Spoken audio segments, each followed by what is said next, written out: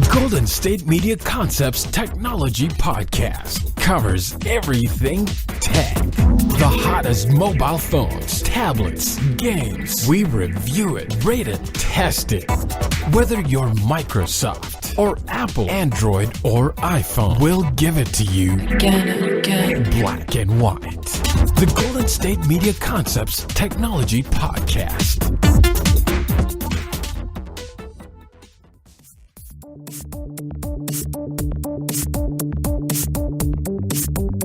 Welcome to Golden State Media Concepts Technology Podcast. I'm your host, and I have a guest host this week. Hello.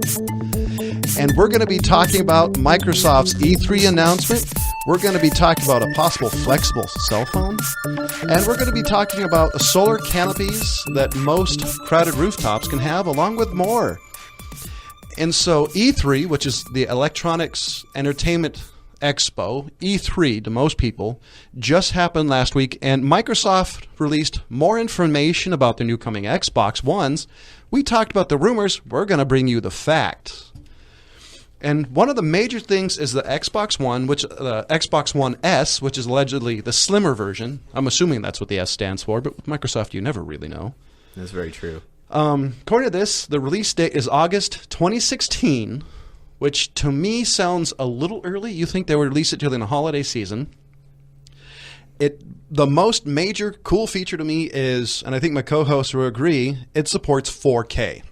Yes. Now, if you don't know what 4K is, standard high definition, don't believe I'm saying that, is called, if full definition is, if you're talking about computer terms, is 1920 by 1080. Yes. 4K is roughly double that. And pretty much what you're getting is you're getting more information, more pixels per inch, basically. Yeah. So basically, we're getting closer and closer to being able to shoot things and view things at the level that we would if we were to watch it in film. Apparently, with like video stock and film, it's actually 16K. Oh, yeah. Something like that. From what I've heard. So we're getting closer and closer. I know like people are working on like 5K and 8K right now, but right now everything's in 4K. Trust me, you'll be amazed at 4K. If you don't know what 4K looks like, I want you to go to your closest retailer, whether it's Walmart, Target, Costco. All those displays in there that are 4K say 4K on there. You know, a lot of the footage you see is pre-rolled. It's been massaged, but it looks like you're looking through a window. I mean, it's almost to the point you might get nauseous on it. And if you've been to the theaters in the last. If you've been to the theaters in the last like 3 years, pretty much every major chain theater has switched their projectors over to 4K. So you've probably seen something in 4K before, and it definitely gives that a much more cinematic look. I do think 4K is harder to tell in the theater versus your home just because of the screen size. The screen size and like the lighting. Yeah. And so this is interesting. It is more powerful. Technically, I know this is something my co-hosts want to talk about. It has an 8-core processor in it. Yes. That's pretty awesome. Is 8-core a standard with Intel? Or I know they make one, but I know it's not cheap. Yeah, I know like AMD has like a 6-core and an 8-core processor as well. But like, I think the big question is does the Xbox really need an 8-core processor? And this is an assumption, if they're going to be doing 4K video upgrading, they're going to need the extra power just for the pushing up the video. That's very true. And the other things, if they're going to be doing more things, especially multitasking, rumor has it, and Microsoft kind of said it, about having a DVR built on for TV, if they're going to be recording television along with you playing games. So I definitely think it might be for gaming, but also for doing stuff in the background. You're definitely going to need some external hard drives then. Yeah. I've got a 500 gigabyte one, and like 4 games have filled it up. Yeah. By the way, a bit of a sidebar. That's the one thing I truly loathe about modern consoles. And I was originally a PC gamer. If you know any PC gamers, generally they call themselves the PC master race. They're a little bit annoying about it, if I do say it myself. But the benefit about PC is you can swap a bigger hard drive in. You know, usually like they'll come with a 500 gigabyte hard drive unless you build your own. Then you can put 4 terabytes. Consoles, you can't do that. Well, and with PCs too, you can make as many slave drives as you want. So basically, the limit on how much memory you can get for your computer is it's limitless. Especially, and this is a little bit of a geeky talk, especially when they put NTFS. Now, what NTFS is, it's a file system for your computer. Windows XP used what's called FAT32, and because of technical limitations in that filing system, you had a limit on the size hard drives. Yes. And so what they do with NTFS is if you can get the space and your motherboard was supported, you could probably get 100 terabytes. Yes. Now, that would be a pretty big PC case. Now, does the Xbox run off of a standard hard drive, or does it use a solid state? I'm almost guaranteed it's standard hard drive. Okay. Because the only reason I say that is because the pre-orders for the Xbox One S come in 500, 1 terabyte, and a 2 terabyte. Now, I'm assuming a 2 terabyte solid-state drive would be more than the console is worth. That's very true. And one of the reasons why is spinning media is pretty much what a standard hard drive is cheaper to make. It's a little bit more reliable in my personal history with it. I had a solid-state drive die on me. And Really? Yeah. I haven't heard any problems with solid-state drives before. As a matter of fact, everyone I know is saying, why are you still using the spinning ones? You should switch over to solid-state. You're going to have less problems. See, I actually had one die on me right in the middle of it. Just went, meow. That's awful. But this is a way sidebar, but if you can use a solid-state drive, generally what I recommend is having just your OS on that. Nothing else but your OS. You'll immediately see a speed update. Have a second hard drive for everything else. I actually have 3. I have an OS drive, a file drive, and a program drive. And I just back up the file drive. Yeah, it definitely speeds up your OS. Now, according to this, in this article, basically what I did is I copy-pasted for as much source as I can. So the article, some of it's in like English pounds, some of it is in American. It's saying the European pricing for the 2 terabyte edition will be roughly €349 to $399. The 1 terabyte will be £290 to €349. So it's pretty much the price, I would say, of almost the day one edition, roughly. In some areas. That's about the same. Now, this is the one thing I'm super jazzed of. No more power brick. No more giant thing that you're going to be worried about that's going to set your carpet on fire. Now, the Xbox One S is 40% smaller than the original. This much be pretty much new already thanks to all their numerous leaks, but it's great news.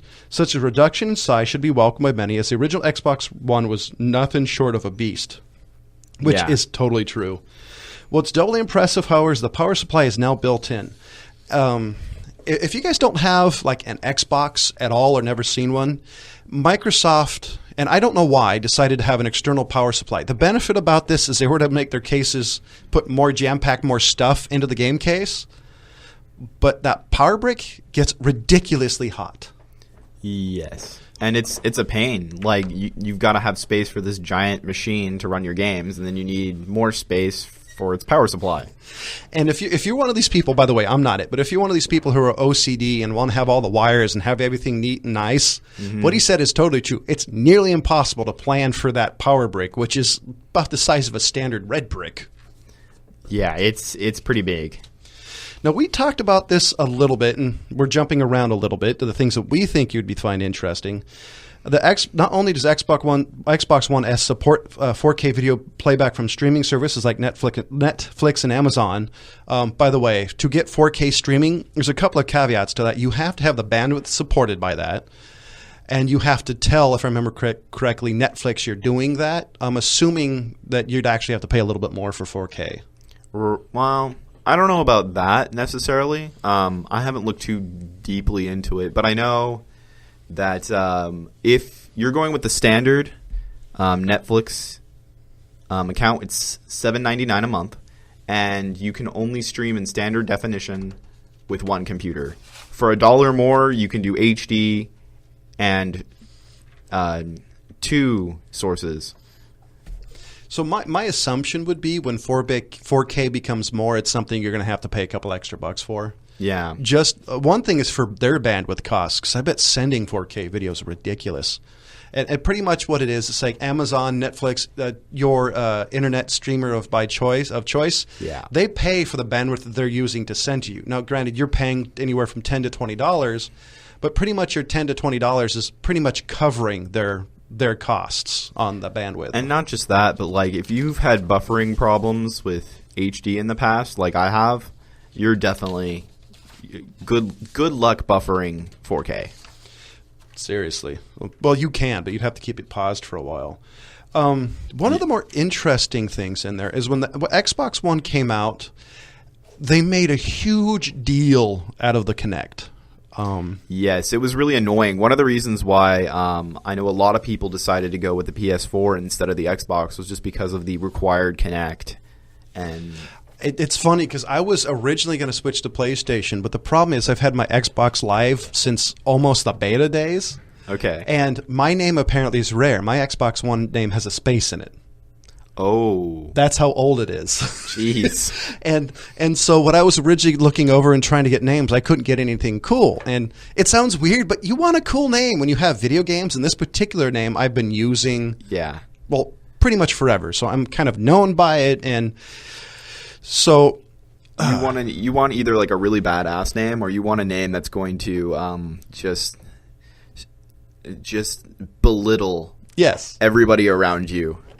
And so that was one of the reasons I never switched. But to get back to the Kinect is there's not going to be a dedicated Kinect port. Now, what I've been reading, and I don't know if this is actually on the show notes or not, is you actually have to get a USB adapter. Now, the benefit about that is you're not going to have a port you don't use. I'm assuming for them, they're probably going to use the space for something else, hopefully another USB port. I've used the Kinect once. As besides saying Xbox on, Xbox off, right? Xbox, you're drunk. By the way, sorry for anybody I just turned on their Xbox.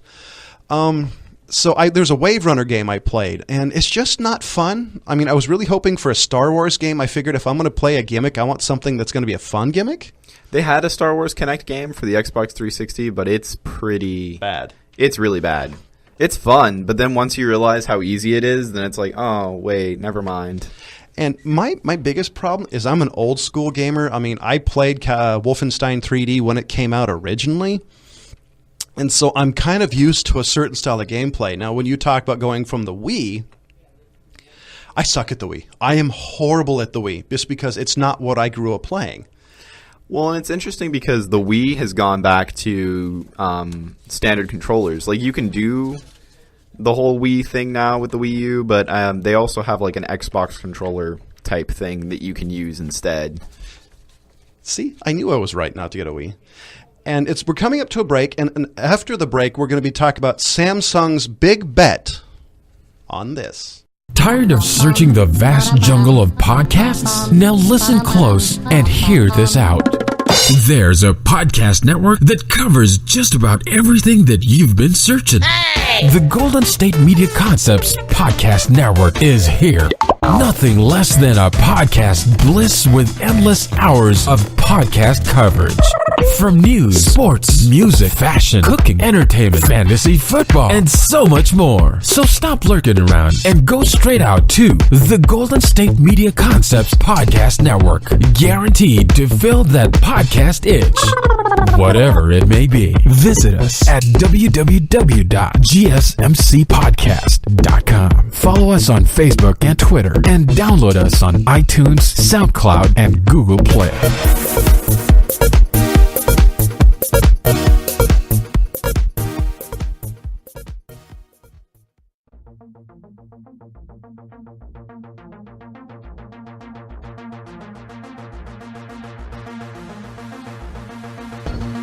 So Samsung is making a big bet on flexible OLEDs. Now, OLED is organic light emitting diode. A lot of cell phones actually use it. Some displays use it.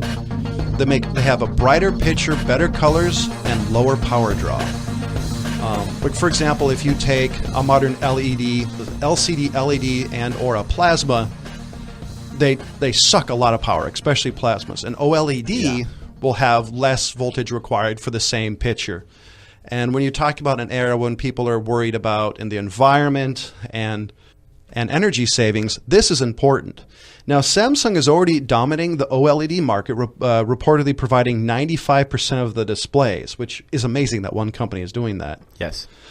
Now, curved OLEDs is something I think is cool. It's a little bit of a gimmick. Samsung has a curved TV that if you read any of the reviews, everybody says it's a gimmick. Yeah. The coolest thing about this, though, is you have a lot of uses. Like I'm trying to think of Star Trek here, for example, or something useful. Say a handrail with hey, go here. You know, like kind of my idea was, say you had like an emergency situation. You could have a display, something that says on the handrail or some sort of curved area, emergency. You could do that with like cars and other areas that are tight and curved. Besides cell phones, I've seen curved cell phones before. I know there's the Edge and the Samsung Galaxy line. It's cool. I think it's a gimmick. Yeah. But the curved, I agree. The curved OLED for some reason really like excites me. I'm kind of thinking maybe how about a tablet you can fold up and put in your back pocket? See, that would be really nice, because one of the jokes that a couple of my friends and I have had since tablets became a thing is that phones are getting bigger and bigger and tablets are getting smaller and smaller, so eventually we're just going to have one. Right? No, that's totally true. I remember, what was it, 4?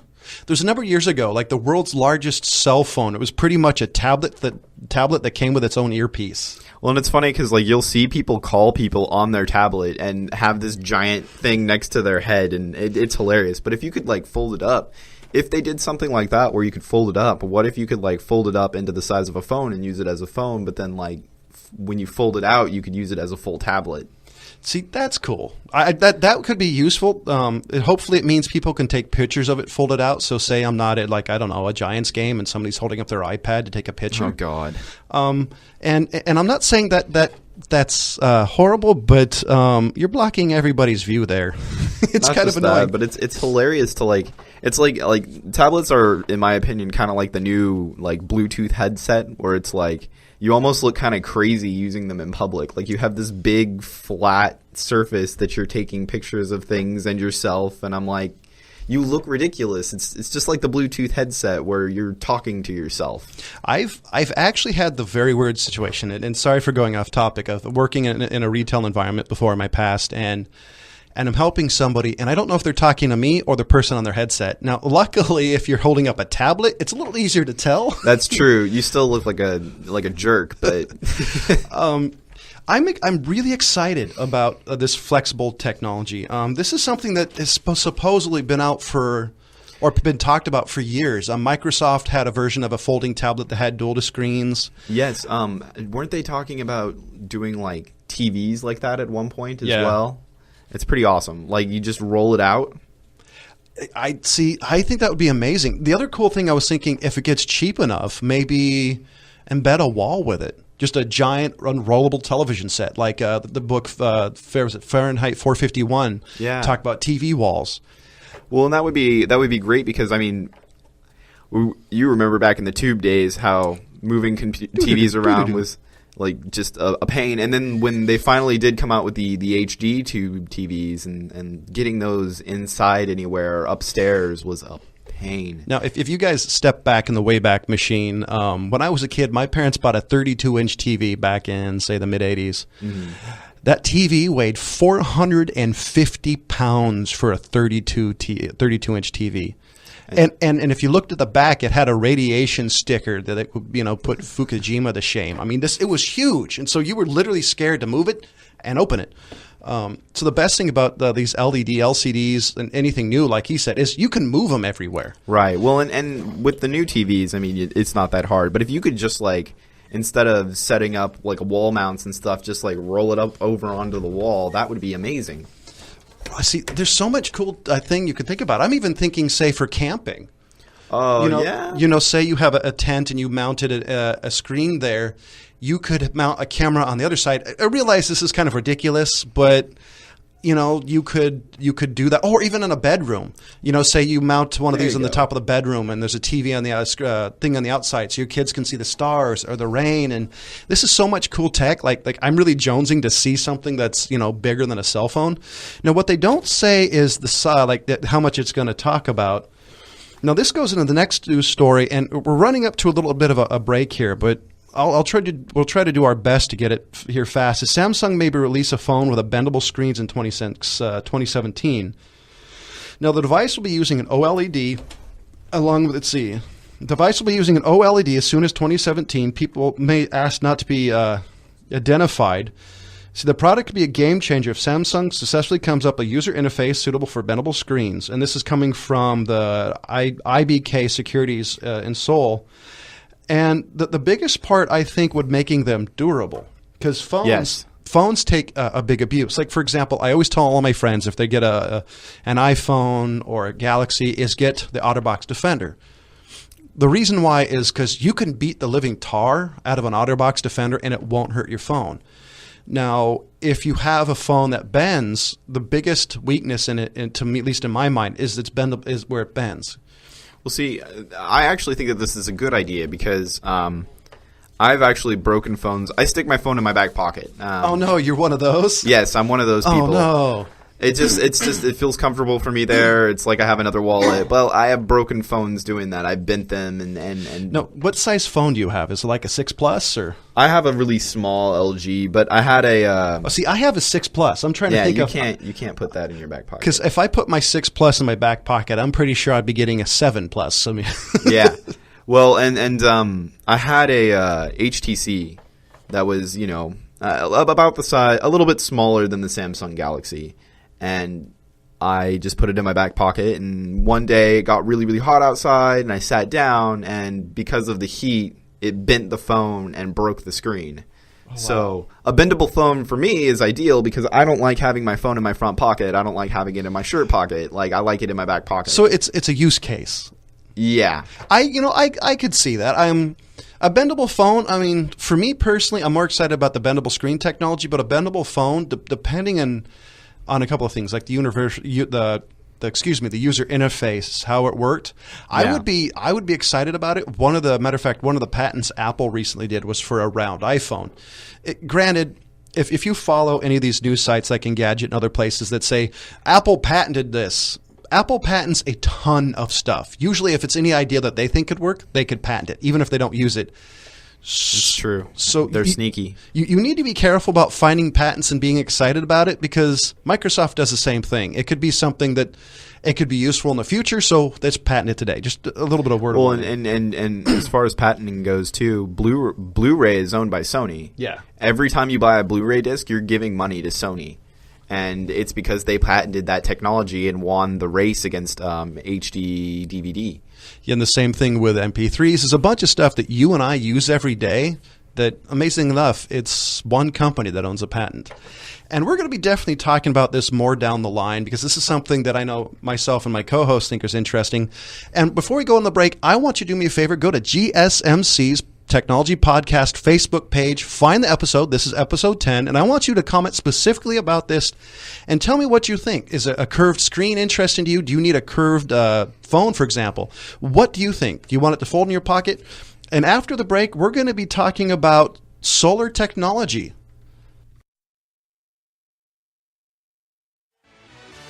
Check out the show that's built on the MMA. From the UFC to extreme cage fighting, they got the fights covered. Check out the GSMC MMA podcast. Get the latest news on past or upcoming fights. Join us as we talk to and about some of the biggest names in the MMA, past, present, and future. When it's the fight game, there's just one show to check out. GSMCpodcast.com/MMA-podcast. Don't forget to like them on Facebook and follow them on Twitter. Visit GSMCpodcast.com for more info.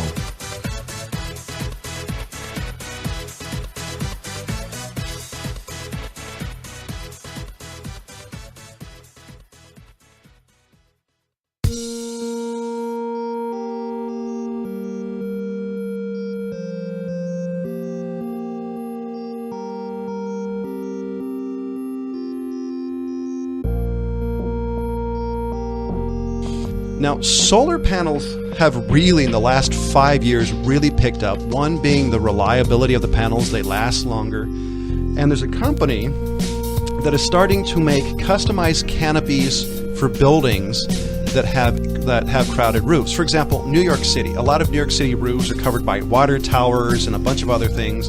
Yeah. So imagine you had this custom-built canopy that was specifically designed to catch the most amount of sun during the day. Now, there's a company doing that, and they do it from rural areas to large cities. And it's engineers at Brooklyn Solar Works have found a way around by raising solar panels above the roof. Now, this is something I think is big. I love the idea of solar panels. I know people personally that have them. I know people that have bought them and rented them. And I think the more solar panels, the better things will get. Now, the difference between solar panels and most of the power we're getting now is a lot of the power we're running now emits greenhouse gases. Now, whether you believe in what's happening to Earth, far as global climate change and all that, or not, this is a benefit because it's cheap power, and the cheaper the power gets, the cheaper your bill. And so this is something I think is a big deal. What do you think? And one of the things that has always been kind of a big concern with solar power is the size and how we need to get a big surface area to capture the sun. Well, as technology has gone further, we're discovering more and more practical uses for solar power and how to set them up to where they're not going to be in the way. Like, this would be a perfect example of setting up solar powers in a practical way that isn't going to get in the way of anything else around it. And matter of fact, it even mentions that in the article. It says the canopies will rise above the height needed to meet fire codes. Let's see, fire codes, I'm assuming chimney codes, if there's something like that. Yeah. And this is important. If you guys don't know anything about building codes, it actually specifically says certain things, like the height of windows and the size of windows. Matter of fact, the size of doors are actually specified within the Universal Building Code. Yes. So this is, like you said, this is really important. And the coolest thing, say if you have a block in New York and every roof has this, you're doubling or tripling the amount of power that city you have access to. Right. And in the beginning, another big problem with solar powers is everyone's concerned about the cost. In the beginning, of course, it's going to cost a little bit of money, but once it actually gets going, and depending on how long those solar panels can last, you start seeing a bit of a profit, and eventually it'll pay for itself. A lot of pundits call that cost to entry, which is the initial cost is really expensive. Yeah. You just reminded me of something. And it also depends on where the panels are made. I know people who in the industry, who say American panels are the best. And generally, American panels are more expensive. Just something to keep in mind. That's very true. There's also a company. I don't have an article for it, but there is a company as well that's trying to integrate it into road technology. Isn't there? I think there's a test run in California somewhere where they're actually going to put some in a road. Yeah. So like basically, there's solar panels that go in the road, and they're in little squares. So if one was to get damaged, they can just remove it and put another one there. See, I always thought they should do like thermal power because roadways are being black generate so much heat. I always figured you could figure out a way to put a sensor in there and you could get heat solely based off of that. I don't know how we would find a way to like harness that energy, but that's a good idea. Because I don't know if anybody's ever been in a place like a city that's all concrete. I was in Washington, D.C. some time ago.